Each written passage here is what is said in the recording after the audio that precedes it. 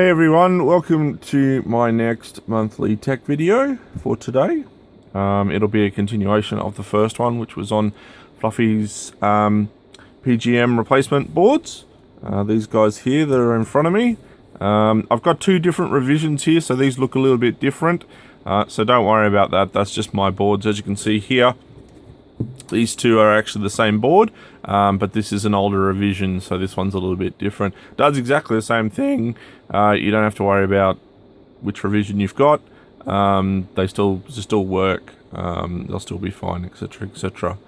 So what I've done is where I left the last video, I went through all the parts that you need, where to get some of them, what types to get, etc, etc. So I'll assume that you've gone through, you've got onto the arcade projects forum, you've gone on there and read up on Fluffy's PCBs on there and what to do and what not to do, etc. All that sort of technical stuff there. So you've ordered your parts. Hopefully they've arrived. I mean, it's been a month, but I know that with China shipping and all that sort of thing, shipping's taking a lot longer, so maybe you haven't reached this step yet, but this will be the next one where I'll go over putting parts in, etc, etc, and what order to do them, etc, etc. So that's the goal for today. So I won't build a complete cart because that'll just be hours of soldering, which is pretty boring and not very interesting. So I'll put a couple of parts in and you can see the gist of what I'm getting, and then you can continue on and build a complete cart. So what I've got here, I've obviously got, these are the two later revision boards. So these are the boards we're going to be populating today. Not completely, but yeah, these will be the ones we're working on, so I've got them. So what I do when I make up my cave games, because I do make quite a few, I have got a test set that's got sockets. So you've got sockets in this board. Now you can put sockets in this one in your revision, that's fine. Only this board, the program board, is the only board that can have sockets. Otherwise the chips sit too tall and they actually hit the cartridge plastic when you try to put the plastic on them. So this is the program board. It's pretty easy to remember. It's only got 3 EEPROMs and the 2 PAL-GAL chips, either there, and they all have 3. Whereas the actual graphics board, as you can see over here, this is one of my test boards. So what I do is I build up a ROM set, so I burn all the ROMs, put all the chips in this test board. So this is one of my test boards. So then what I do is I mount these into the actual PGM, like into the, well, there you go. So I've got little standoffs that help. So I pop these in. Now it's either going to be, I think it's this way, it goes in that way, or it goes in that way. It's pretty easy to remember, but anyway, I do them without the cartridge case on. That way it tests them to make sure that they all work and I've got everything right. So that's what I do. So that's why these guys are all populated. So I'm going to depopulate some of these to show you where I go to. So from now, you've been onto the Arcade Forums Projects Forum, which I just mentioned before.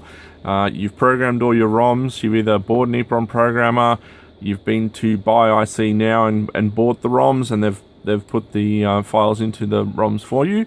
That's one way of doing it. Or you're borrowing a friend's programmer, etc. So that's where we're at now. So program all your ROMs and the PAL-GAL files. There's not too many. I think there's 10 EEPROMs and there's 2 of the GAL PALs, whatever you want to call them. And that's all you need to do. The big thing is with the EEPROM programmer is it needs to be able to do the 27C 3-2 EEPROMs. Now they're a 42 pin package and they're 16-bit, so you may need to get an adapter for your EEPROM programmer. Mine I don't have to worry about. Let me just grab it. Here we go. This is the programmer I use. It's not cheap, so I don't really recommend that you buy this one. There are cheaper ones of the same brand, but this one's really expensive, and this one's got 48 pins, so I can drop a 42 straight in there and that's all fine. So that's one thing that you will need if you're going to program them yourself or you've bought a programmer. You will need the 42 pin 16-bit EEPROM adapter board to plug into your programmer, so you can put the ST-M27C 3-2 chips into to program them, which is all of these. So it's all those and all those. So all the EEPROMs on these boards are 27C M27C 3-2s. So that's the ST part with the M on the front. You can use any brand, that's fine. As long as they're about 100 nanoseconds or faster, maybe 110's fine. I wouldn't really get any slower than that. I think 120s are probably a little bit too slow. Plus, EEPROMs with age actually change their access speed. They're actually lower in their speed, so they slow down with age, which is an important thing to notice. So you might be able to get 150 nano, but I wouldn't recommend them. I reckon 100 works out good. They're not expensive. I think I buy these for like 13 or 14 bucks for a pack of 10. So they're not, and they're 100, so you know, that's it. So right, let's get on to actually doing some of this stuff. When you're actually making these PCBs, when you're actually populating them, you should start off with all the passive components and then work your way down. So what we'll do here is I'll just choose a couple. So we've got our 100 ohm resistor over here. Now, a good pair of little side cutters. These are really cool. These are actually a J-car item, but they're made in Italy, and they're actually really good. So I've got a couple of pairs of them, so just cut the resistor out. Now, from memory, this is the resistor that actually tells the actual PGM that the cart's installed. So if you forget this one, the cart may not actually run. So we got down here, there's only one resistor on the board. Let's just pop her in. Come on, in you go. There we go. Bend the legs over a little bit. Alright. Okay, get the go there. Grab your soldering iron, which obviously you've already turned on. Grab some solder and solder away.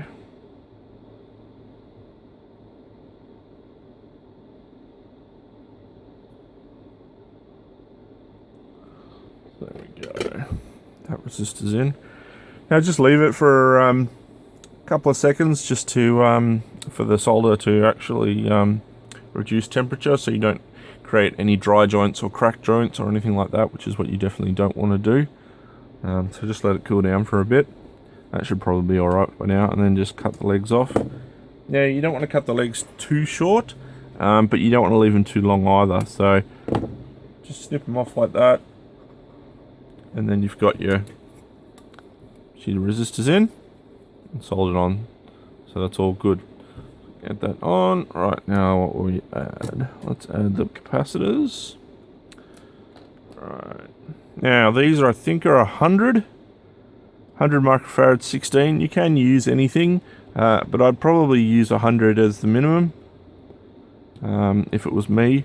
Now these go down in here, so you've got the board. The other board has them as well, but I'm just going to put them on this board just so that you can actually see them. Plus this is the board, the programming board, which I can actually put sockets on, so I will be populating those as well. So if you have a look here, you'll notice that the cap's got the white strip, which is ground, and then the placement here has got the white there for the silk screen. That's ground also. There's a little bit of a plus sign there, but it's pretty hard to see. But anyway, you just line up. Well, actually, I've got to make these, bend these like that, then put these in, turn it over, bend the legs, alright, and solder away.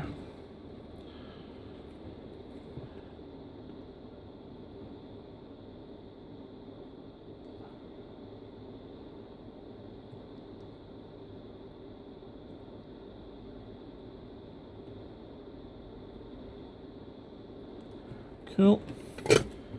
That's that. Make sure that's soldered in. Oh, she's wiggled out a little bit. So just move her over there. You don't want to add too much solder. But again, yeah, just leave it for a couple of seconds. Chop the legs off. Just do a quick inspection just to make sure she's all good. Yep, that looks fine. So repeat the process. Alright, so get it lined up. Bend it 9 degrees. Chuck it in. Bend it out. Alright, sit it down.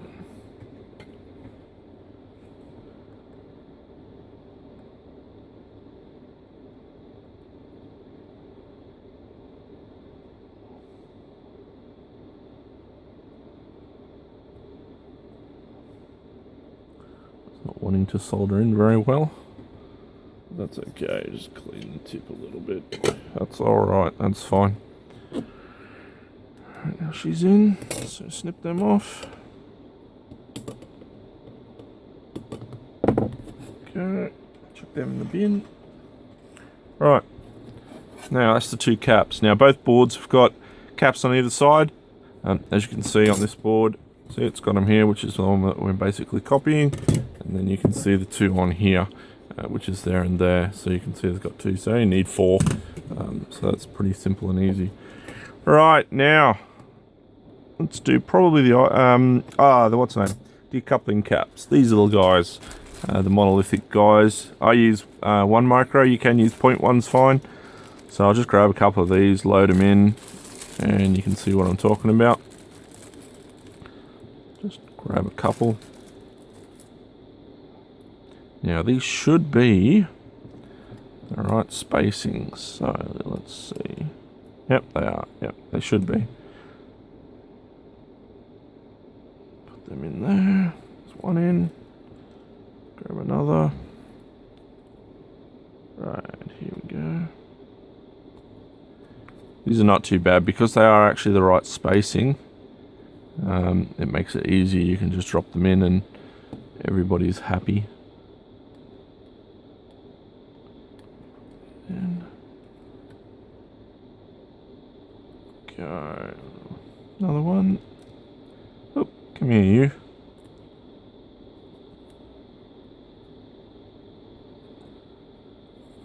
Go. Bend it over. I think there's one more. One more, and I think that's all of them. Yep. So let me have a quick look. Yep, it's all of them. So now we go ahead and solder them all in.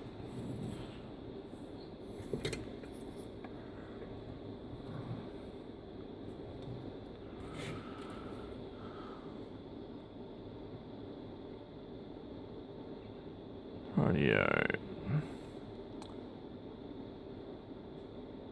Okay, that's one.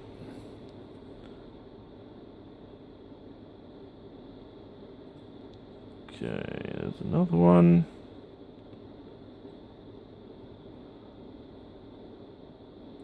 These aren't hard to solder in. One side does go to the ground plane, so it needs a little bit more heat, but it shouldn't cause you any problems. Okay, another one. Just clean the tip a little bit. Ouch. There we go. Right, next one.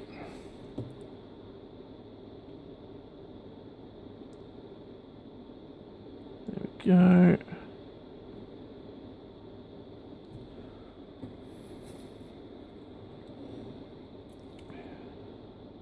Now these are pretty easy to put in. If you've got basic soldering skills, you should be able to do it. Plus you can also grab a like a rubbish board or something that you've got sitting at home that doesn't need to work, that's got parts on it, and you can practice removing them and then soldering parts in. You can do all that sort of thing. So that's done, so let's cut all these little guys off.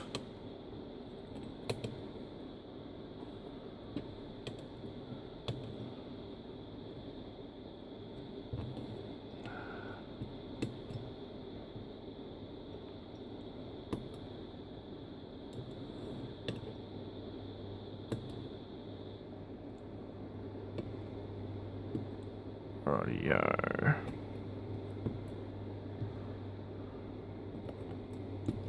Okay, another one done.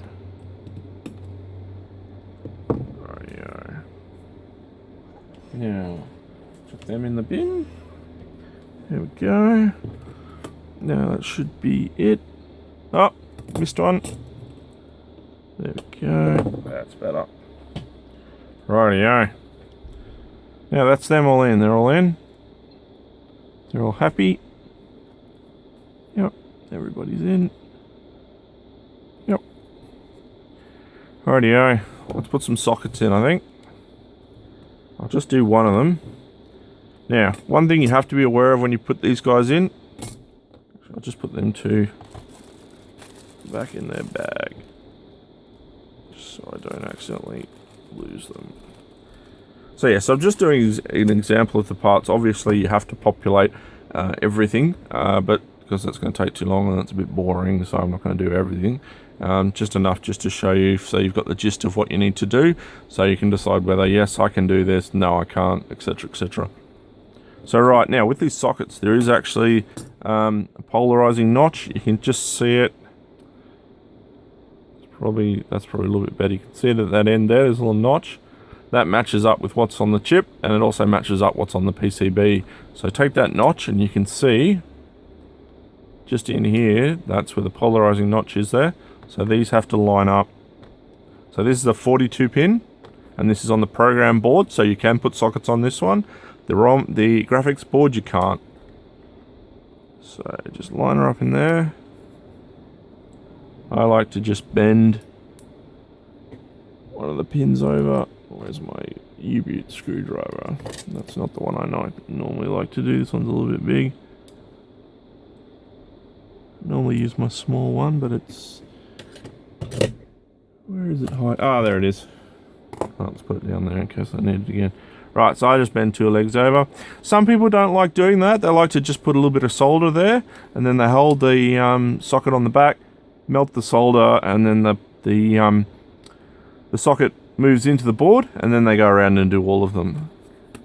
But you can do it either way, it's fine. So normally when you sit the board down like that, that's going to push on the socket, so you're not going to have any problems with any of the pins. Now I'll just try and get through these.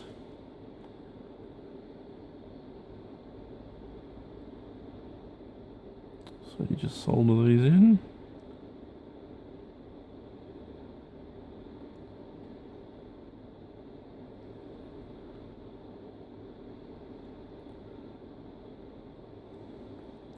So it's not too hard to do.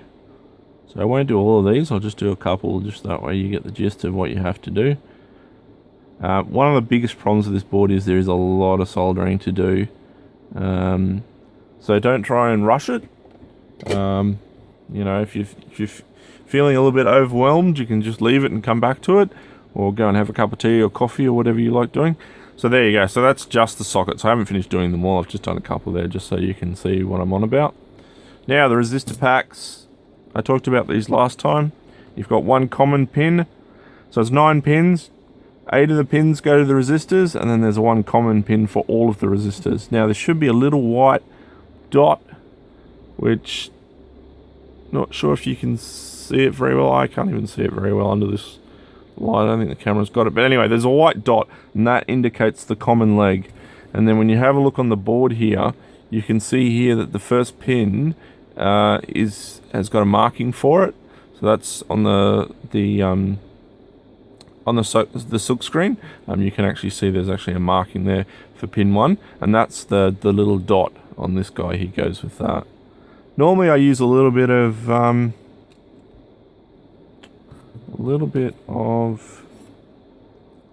this isn't gonna, normally what I do is I grab a little bit of blue tack and just put a little bit of blue tack there and hold that in, but for today I can't seem to find my blue tack, which is a pain. So what I'll do is I'll just show you the gist of it. So basically, yeah, as you can see, there's the mark there. They've both got them on. There's only a couple of them. There's not many resistor packs in here. So there's one there and there's one there. So as long as that dot lines up with the marked hole for pin 1, because that's what it identifies. It identifies pin 1. And that's why it's square and not a round pin in the actual wire itself, is to identify that. So one goes in here. You can see the little dot. One goes in there. One goes down in here as well. Now normally I use a little bit of blue tack just to hold them there while I'm soldering them in. So that guy goes in there, so that's right. So they go in like that. So they're not hard to do. Normally put just a little bit of blue tack there and it'll just hold them in. That way when you flip them across you can just do them and they'll actually hold in, they won't fall out. So that's normally how I do those guys. So I'll just leave them out. There we go. Next sockets you need to do is for the both gals or pals or whatever you would like to call them. Again, these have the polarizing notch in them as well. So as you can see that on there, and the same thing on the board, it's got the notch there that you need to actually make sure you line it up. So chuck him in, solder him in, and she's all good. So yeah, so that's the basics of it. There's a few more things. I'll just run through these quickly. Put him back over there.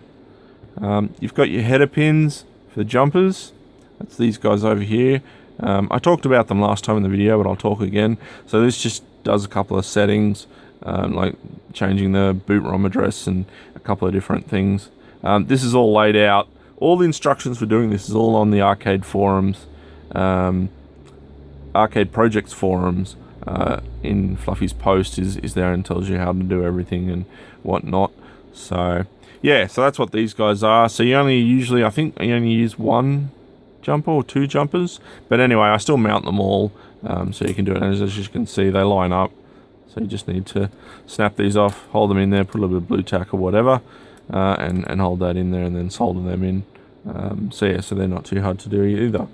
So that's basically it, guys. That's how to actually solder these guys together. Obviously, as you can see, there is a lot of soldering involved, but if you take your time, don't rush it, you can definitely do these boards and it's not going to cause any problems. So there you go, guys. I hope you enjoyed it. If you've got any questions, hit me up on email or via my website, etc, etc, and I'll see you in the next video. Catches.